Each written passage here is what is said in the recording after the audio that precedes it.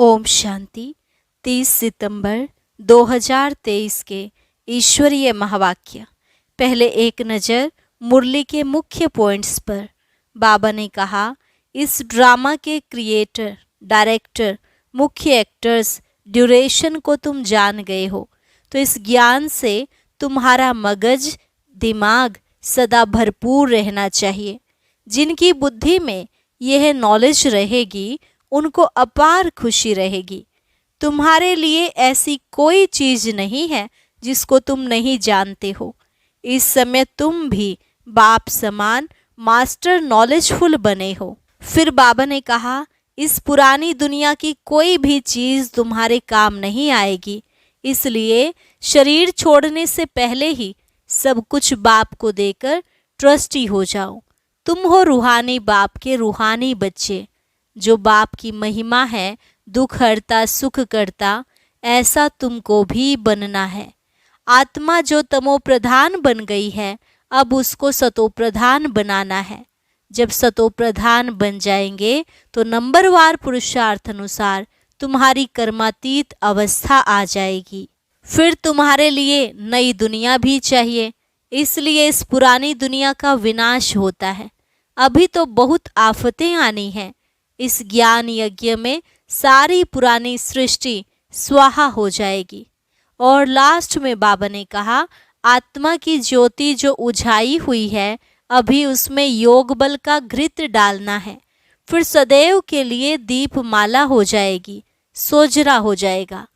तुम ब्राह्मण बच्चे इस यज्ञ के सर्वेंट हो। तुम्हें श्री श्री की श्रेष्ठ मत पर चल श्रेष्ठ बनना है, तभी रुद्र की माला का दाना बनेंगे। और अब सुनते हैं महावाक्यों को विस्तार से। मुरली का सार। मीठे बच्चे, तुम्हारा मगज, दिमाग खुशी से सदा भरपूर होना चाहिए, क्योंकि तुम अभी बाप के समान मास्टर नॉलेजफुल बने हो। प्रश्न, तुम बच्चे 21 जन्मों के लिए किस आधार पर मालामाल बनते हो? उत्तर, संगम पर तुम डायरेक्ट बाप को अपना सब कुछ देते हो, सब बाप के हवाले कर देते हो। इसके रिटर्न में तुम 21 जन्मों के लिए मालामाल बन जाते हो। बाबा कहते, इस समय तुम्हारे पास जो कूड़ा किचड़ा है वह मुझे दे दो। मरने के पहले अपना सब कुछ ट्रांसफ़र कर दो, तो भविष्य में उसका रिटर्न मिल जाएगा। गीत। ओम नमो शिवाय। ओम शांति। सालिग्रामों प्रति शिव भगवानों रूहानी बच्चों प्रति रूहानी बाप समझा रहे हैं। अभी तुम बच्चे जानते हो, यहाँ हमको आत्मा समझ बैठना है, ना कि शरीर। और सारी दुनिया में एक भी ऐसा मनुष्य नहीं है जो यह समझते हो कि आत्मा क्या है। आत्मा को ही नहीं जानते तो फिर परमात्मा को भी कैसे समझेंगे? बाप द्वारा ही आत्मा की समझानी मिलती है। आत्मा और परमात्मा को ही नहीं जानते, इसलिए ही मनुष्य दुखी हैं। अभी तुम बच्चों को यह मालूम हुआ है कि इस ड्रामा की अथवा कल्प वृक्ष की आयु 5000 वर्ष है। यह तो समझते हो, उन्हों का बीज अगर चैतन्य होता तो बतलाता ना कि मुझ बीज से झाड़ ऐसे पैदा हुआ। अब वह तो है जड़, यह चैतन्य एक ही मनुष्य सृष्टि का वैरायटी झाड़ है। तुम बच्चों को अभी सारी नॉलेज है। तुम्हारे में भी नंबरवार पुरुषार्थ अनुसार शुरू से लेकर अंत तक सारे झाड़ का ज्ञान मिला हुआ है। जैसे बीज में सारे झाड़ का ज्ञान होता है, यह बाप है चैतन्य बीज रूप। गाते भी हैं, परम पिता परमात्मा सत्य चित्त आनंद स्वरूप है। निराकार की महिमा गाई जाती है। उनकी महिमा सबसे बिल्कुल ही न्यारी है। मनुष्य तो कुछ भी नहीं जानते हैं। भले देवताओं को यह वर्षा यहाँ से ही मिलता है, परंतु उनको भी वहाँ यह ज्ञान नहीं रहता। वंडरफुल बात है ना। यहाँ अभी तुमको सारा ज्ञान मिलता है, बुद्धि में नॉलेज है, यह सृष्टि चक्र कैसे फिरता है। बाप आकर के नई राजधानी स्थापन करते हैं। तुम इस ड्रामा के एक्टर्स हो। सिर्फ तुमको ही ड्रामा के आदि मध्य अंत, रचता और रचना का ज्ञान है, और किसको है नहीं। न शूद्र वर्ण को यह ज्ञान है, न देवता वर्ण को यह ज्ञान है। कोई सुनेंगे तो वंडर खाएंगे। मनुष्य कहते हैं यह त्योहार आदि जो मनाते हैं वह परंपरा से चले आए हैं, परंतु बाप समझाते हैं सतयुग में तो यह होते ही नहीं, त्योहारों को कोई जानते ही नहीं। अभी तो कहते हैं ना ये दशहरा दिवाली आदि त्योहार आने हैं, वहाँ तो यह कुछ भी याद नहीं रहता, एकदम निष्फुर्णे निश्चिंत हो राज्य करते रहेंगे। अभी यहाँ तुम्हारी बुद्धि का ताला खुला हुआ है। तुम एक्टर्स हो, इस ड्रामा के क्रिएटर, डायरेक्टर, मुख्य एक्टर्स, ड्यूरेशन आदि को जानते हो। यह नॉलेज जिसकी बुद्धि में रहेगी उसको अपार खुशी रहेगी। गॉड फादर को ही नॉलेजफुल, ज्ञान सागर कहा जाता है। कौन सी नॉलेज है सिवाय तुम्हारे यह कोई भी समझ ना सके। गॉड को ही नॉलेजफुल, वर्ल्ड ऑलमाइटी अथॉरिटी कहा जाता है। तो नॉलेज किसकी है? सभी वेदों, शास्त्रों, ग्रंथों, सृष्टि के आदि मध्य अंत की।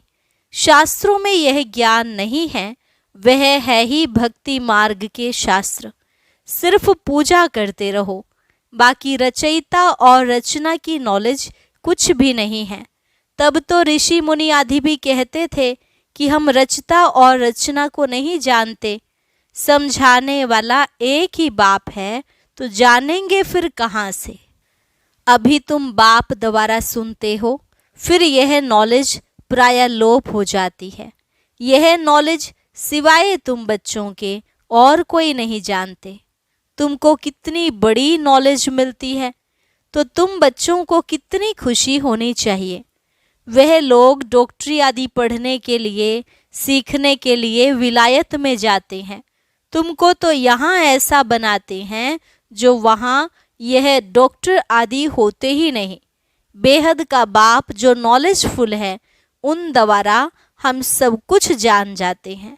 उनकी हम संतान हैं, तो ज्ञान से मगज, दिमाग कितना भरपूर रहना चाहिए, कितनी खुशी होनी चाहिए।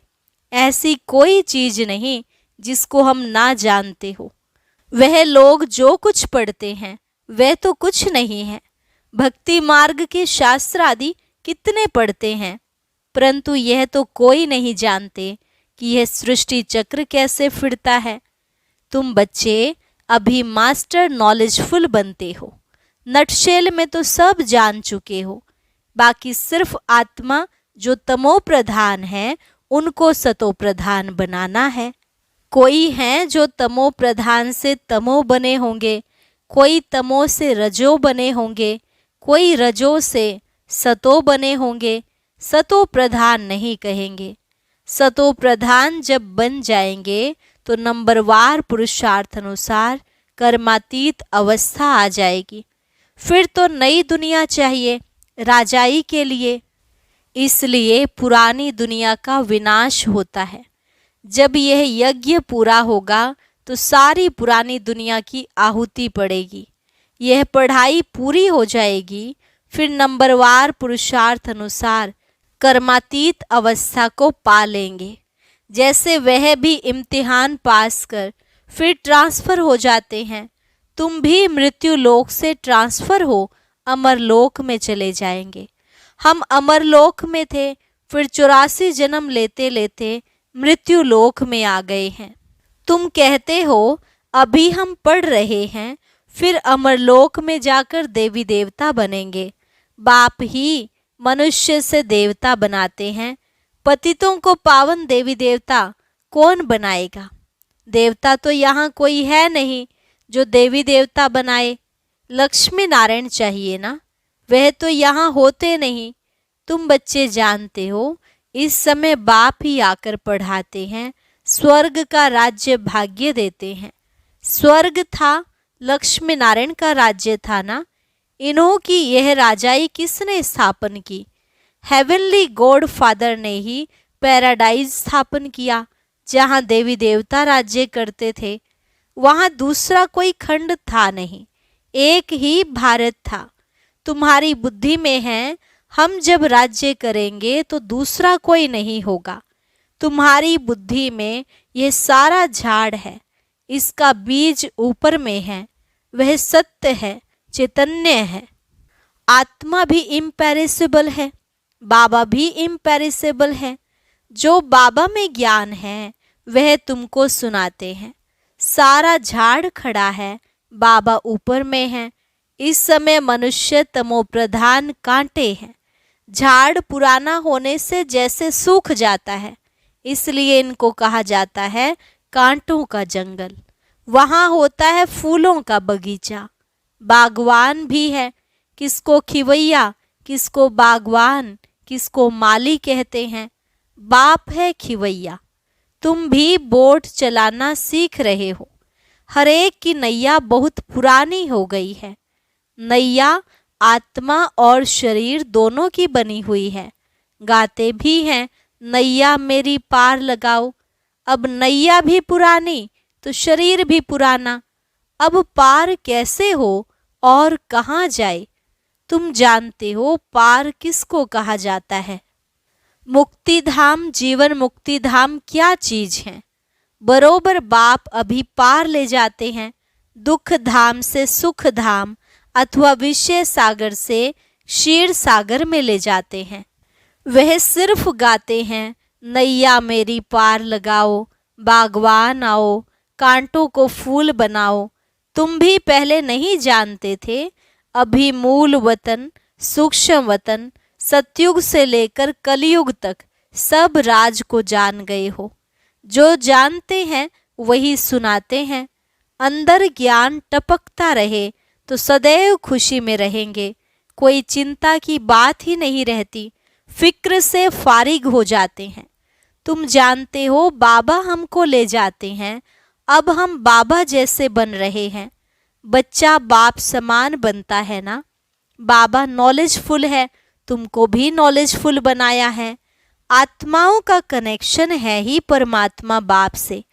आत्मा कहती है जो बाबा में नॉलेज है वह हम आत्माओं को दे रहे हैं। तुम हो रूहानी बाप के रूहानी बच्चे। यह भी नई बात है ना। बाबा बिगर कोई सुना न सके। वह निराकार बाप भी साकार के आधार से सुनाते हैं, नहीं तो तुम सुन न सको।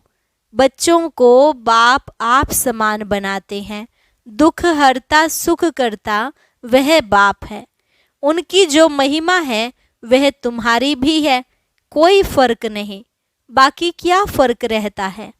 हम जन्म मरण में नहीं आते हैं, तुम जन्म मरण में आते हो। मुझे ज्ञान सागर कहते हैं तो मैं तुम बच्चों को ज्ञान देता हूँ। मैं सुख का सागर, पवित्रता का सागर, शांति का सागर हूँ, तो तुमको भी यह वर्षा देता हूँ। तुम जानते हो यह सारा चक्र फिर 5000 वर्ष बाद फिरेगा। यह नॉलेज है सोर्स ऑफ इनकम। जितना पढ़ते हैं उतना नॉलेज से इनकम होती है। यह नॉलेज भी है तो धंधा भी है। शर्राफ लोग सट्टा करते हैं। तुम क्या देते हो? कूड़ा कीचड़ा। मरने के बाद करने घोर को कूड़ा कीचड़ा ही देते हैं। तुमको तो जीते जी देना है। ईश्वर अर्थ देते हैं। अब क्या ईश्वर को पुरानी खटिया आदि देंगे? बाप कहते हैं तुम मरने से पहले ही सब दे दो। यह पुरानी चीज तुम्हारे काम में ही नहीं आएगी। भल कोई कितना भी साहूकार हो, परंतु कितने दिन के लिए होगा? एक जन्म के लिए। फिर कर्मों अनुसार पता नहीं कहाँ जाकर जन्म लेंगे। तुम तो बाप से 21 जन्मों के लिए लेते हो, पुरुषार्थ अनुसार। यह है रूहानी सर्विस। सारी दुनिया जानती है जिस्मानी सर्विस को, रूहानी को कोई जानते ही नहीं। रूहानी को कोई जानते ही नहीं, सुप्रीम रूह ही आकर नॉलेज देते हैं। उस सुप्रीम का जन्म भी मनाते हैं, उसको ही सुख का सागर, शांति का सागर, दुख हरता सुख करता कहते हैं। शिव नाम है ना, जयंती भी मनाते हैं, परंतु बुद्धि में कुछ नहीं है। बाप ही ये सब राज सुनाते हैं, फिर 5000 वर्ष बाद सुनाएंगे। यह ज्ञान सतयुग में नहीं होता, क्योंकि आत्माएं सतो प्रधान है, ज्ञान से ही वह ऐसी बनती हैं। यह नई बातें हैं ना। मंदिर बनाने वाले भी यह नहीं जानते कि लक्ष्मी नारायण का मंदिर हम क्यों बनाते हैं। उन्हों को यह राज्य किसने दिया, कैसे यह पद पाया। कहते हैं ना, कर्मों का फल है। अभी बाप बैठ कर्म अकर्म विकर्म की गति का राज समझाते हैं। उन्होंने भी यह नॉलेज सुनी होगी। है ही भगवानुवाच, गीता से ही आदि सनातन देवी देवता धर्म की स्थापना हुई। वहाँ बहुत थोड़े मनुष्य होते हैं, बाकी सारी मनुष्य सृष्टि कहाँ गई। जरूर विनाश हुआ होगा। महाभारत लड़ाई भी गाई हुई है। गिरधर कविराज कहते हैं। अब गिरधर तो कहते हैं श्री कृष्ण को। कवि कौन है? शिव बाबा को कवि कहा जाता है। कवि अर्थात सुनाने वाला। तुम जानते हो आफतें आदि बहुत आनी हैं। पुरानी दुनिया के विनाश लिए क्या क्या चीजें बना रहे हैं। यह वही महाभारत लड़ाई है, जबकि भगवान ने आकर रुद्र ज्ञान यज्ञ रचा है। भगवान यज्ञ किस लिए रचते हैं? यज्ञ रचा ही जाता है सुख शांति के लिए। बाप सभी का दुख हरता सुख करता है, तो इस ज्ञान यज्ञ में सारी पुरानी सृष्टि स्वाहा हो जाएगी। तुम जानते हो हम ब्राह्मण यज्ञ के सर्वेंट हैं। हम ब्राह्मण ब्रह्मा के सच्चे मुख वंशावली हैं। तो बाबा जो मुख से कहे वह मानना पड़े। श्री श्री की श्रेष्ठ मत से ही हम श्रेष्ठ बन रुद्र की माला का दाना बनेंगे। सिजरा बनाते हैं, वासवानी सिजरा, कृपलानी सिजरा, तो ऊपर में है शिव बाबा, उनका है निराकारी सिजरा। निराकारी सिजरा वह फिर साकारी सिजरा होता है। पहले नंबर में है प्रजापिता, तो वह हुआ जिस्मानी और वह रूहानी। रूहानी बाप आकर प्रजापिता ब्रह्मा द्वारा रचना रचते हैं। उनको बुलाते ही हैं, हे पतित पावन आओ, पुरानी पतित दुनिया को पावन बनाने आओ। नई नहीं बनाते हैं। प्रलय होती नहीं तो यह वर्ल्ड की हिस्ट्री ज्योग्राफी रिपीट होती है। 84 का चक्र फिर से शुरू होता है। बेहद के बाप से बेहद की नॉलेज मिलती है, बेहद का वर्षा मिलता है। बेहद के बाप को सब याद करते हैं। हे भगवान कहते हैं ना, हे ईश्वर, हे प्रभु कहने से कोई चित्र याद नहीं आता, निराकार याद आता है। कहते भी हैं कि भगवान को याद करो, फादर है ना। हम सब हैं ब्रदर्स। आत्माओं के लिए कहते हैं सब ब्रदर्स हैं। सब पुकारते हैं, हे पतित पावन, दुख हरता सुख करता, हे लिबरेटर, आओ हमको गाइड करो। घर भूल गया है, याद है परंतु हम जा नहीं सकते हैं। योग लगाने से जैसे घृत पड़ता जाता है। आत्मा अविनाशी है ना, तो आत्मा की ज्योति सारी उझाई नहीं जाती है। तो अब योग बल का घृत डालना है सदैव के लिए। फिर दीपमाला सोजरा हो जाएगा। दीपमाला अर्थात घर घर में सोजरा। तो दीपमाला कहाँ होगी? सतयुग में, यहाँ नहीं। यह सब राज तुम समझते हो। तुम्हारे पास ब्लाइंड फेथ नहीं है। अच्छा, मीठे मीठे सिकिलधे बच्चों प्रति माता पिता बाप दादा का याद प्यार और गुड मॉर्निंग। रूहानी बाप की रूहानी बच्चों को नमस्ते।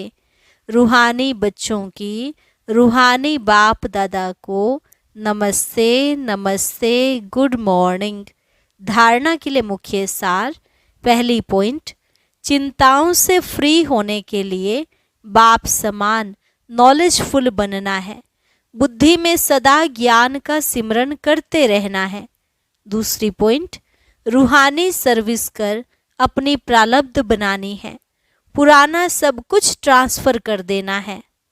वरदान, सर्वप्रति शुभ कल्याण की भावना रख परिवर्तन करने वाले बेहद सेवाधारी भव।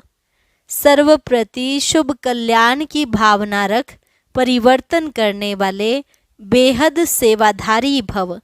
मेजॉरिटी बच्चे बाप दादा के आगे अपनी यह आश रखते हैं कि हमारा फलाना संबंधी बदल जाए, घर वाले साथी बन जाएं, लेकिन सिर्फ उन आत्माओं को अपना समझ ये आश रखते हो तो हद की दीवार के कारण आपकी शुभ कल्याण की भावना उन आत्माओं तक पहुंचती नहीं।